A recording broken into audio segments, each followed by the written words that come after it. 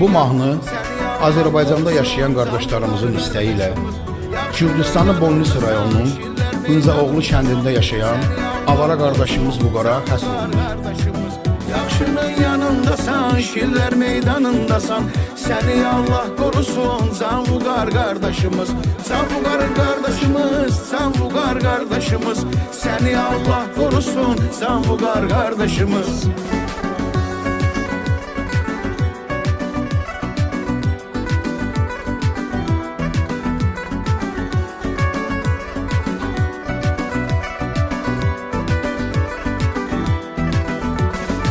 Sen bizim radnoyumuz, sen bizim kardeşimiz, seninle fəxredirik, sen bizim baş tacımız.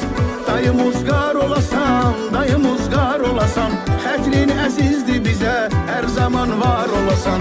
Dayımız gar olasan, dayımız gar olasan, xətrin əzizdi bize, her zaman var olasan. Radijnoy yaşayan, Varabısko yaşayan, seni Allah korusun, can Vüqar kardeşimiz. Yaxşının yanındasan, şirlər meydanındasan, seni Allah korusun, can Vüqar kardeşimiz. Yaxşının yanındasan, şirlər meydanındasan, seni Allah korusun, can Vüqar kardeşimiz.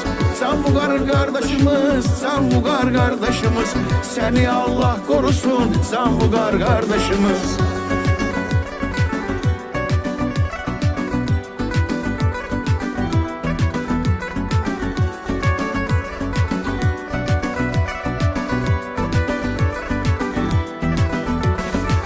Papanya'da yaşayan hürmetli insansan, bilenler bilir seni, çok salih oğlansan.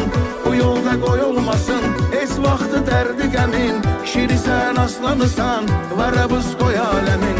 Bu yolda koyulmasın, es vaxtı derdi qəmin, şirisen aslanısan, Varabıskoy alemin.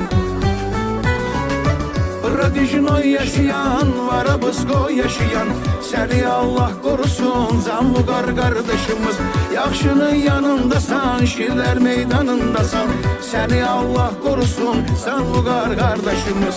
Yaxşının yanındasan, şirlər meydanındasan, seni Allah korusun, can Vüqar kardeşimiz. Can Vüqar kardeşimiz, can Vüqar kardeşimiz, seni Allah korusun, can Vüqar kardeşimiz.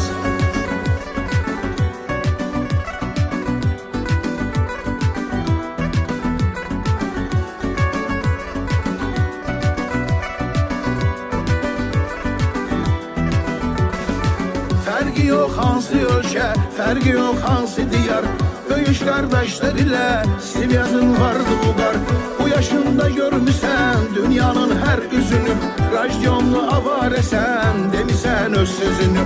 Bu yaşında görmüsən dünyanın hər üzünü, radyonlu avarəsən demisən öz sözünü. Radijnoy yaşayan, Varabısko yaşayan, seni Allah korusun, can Vüqar kardeşimiz. Yaxşının yanındasan, şirlər meydanındasan, seni Allah korusun, can Vüqar kardeşimiz.